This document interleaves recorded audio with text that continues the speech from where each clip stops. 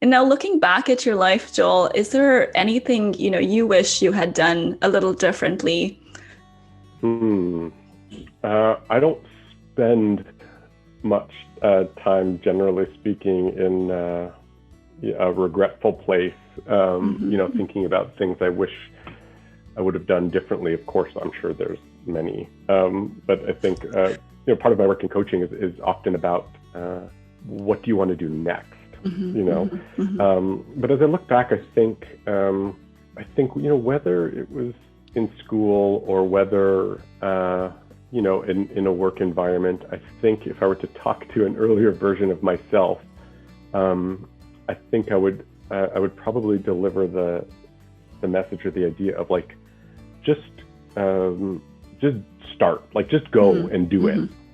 Just do it. Maybe I'm going to get in trouble with Nike for, but the idea of like, it's never going to be a perfect time. You're never going to convince everybody that it's the right idea, and learned to have a tremendous trust in my own instincts. That's something that I guess just takes time, right? To learn to trust yourself in that way. Right. And maybe there's no way an earlier version of myself could understand that idea without going through some of the trials, trouble to get there, right? Yeah. But I think trust yourself, trust your instinct. You'll find your way, like just start, just go, just do it. Yeah, that's such a great message, because most people are, contemplating or analyzing that next step forever, and then they don't take that. Yeah.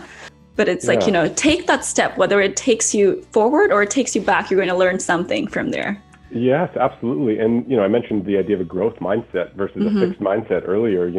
If you can manage to internalize that idea of a growth mindset, then the idea of mistakes become less scary, right? Right. The idea of finding the right thing or finding the wrong thing, it becomes less scary, and it's all just learning, right? Exactly. It's all just a learning experience. It's all just collecting feedback and course correcting and learning about yourself and learning about the way the world and business and other people work, and you just keep going. Right. And talking about course correcting or our low points, is there some incident in your life that has, shaped you to become who you are, or, a tough challenge that you've had to overcome?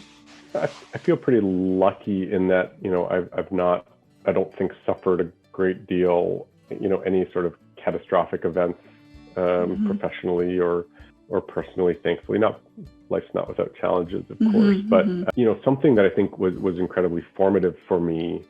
I mentioned having built a really strong mentoring relationship with Kathleen Patterson, one of my mentors, and someone who was my first manager in healthcare, and we had such a strong bond and connection and relationship, and we started working together in healthcare. It was one of my first sort of permanent full-time jobs in an organizational development department, and I was like, I couldn't consume the work fast enough. Like, it was such an exciting time for me. We were having so much fun. We were doing such great work, and then she left. Like, she got a new job. She got a new opportunity at a different organization, and of course, now looking back, I'm thinking, yes, this always happens. People get new jobs, people move on, people work differently. But there was something in my head as I was starting that work with her and with that team and that organization, where I was like, oh, it's just going to be like this for the next 30 years. Like, we're all going to work together. No one will ever leave. We'll just keep learning and growing together. And then it was sort of a shock to the system when she left, and I thought, like, oh gosh, like, what am I going to do now? Like, who am I going to go to for feedback? How's that going to be filled, that void for me? And ultimately what ended up happening was, it was sort of scary professionally, but it presented all sorts of new opportunities for me to take on roles of leadership, take on more responsibility, build new relationships, test out my instinct and my ideas. And it was a real formative experience for me. And ultimately, I ended up going and working with her again down the road for a while. And of course, we still work closely together. But that was a big learning for me. sort of in the deep end, but then you learned how to swim. Yeah. Exactly right. Exactly right. So what are some goals that you are working on currently, Joel, like in terms of your own learning, your own growth? I know you said growth mindset is so, it's something key in your own life. What are you learning, reading, listening to?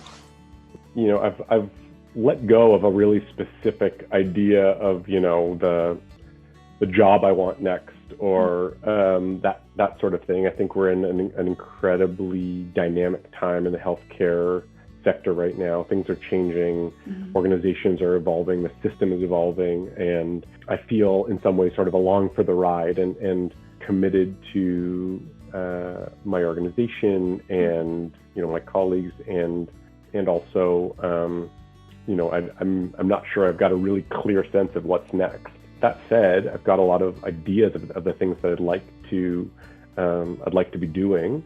I think the idea we talked about a little bit earlier around building a coaching culture, it just feels like the most exciting piece of work. It's exciting to me, having seen the power of coaching as a coach, as a client.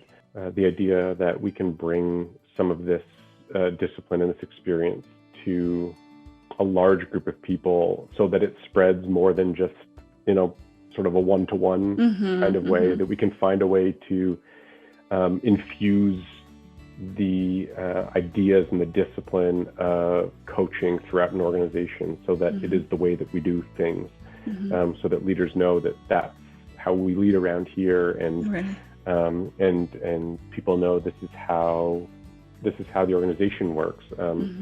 As I think about the future of healthcare, I think we will never pay the most, but we can certainly create the kinds of organizations where people want to come work. And for me, the idea of wanting to go to a place where you're going to grow and develop as a leader, as a person, I'd like to be part of creating organizations like that.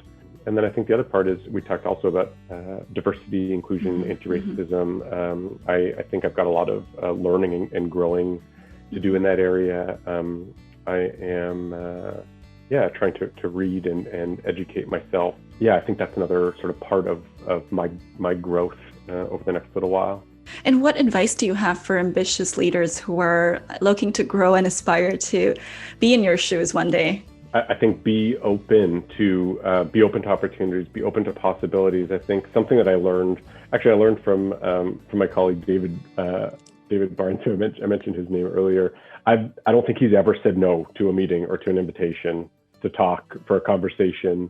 It's something that I really have learned, that even if you don't know what it might lead to, even if it just feels like a conversation with someone, whether you've met them or you haven't met, in terms of advice, being open to different ways of thinking, different ways of working, and embrace the idea of not knowing and still moving forward.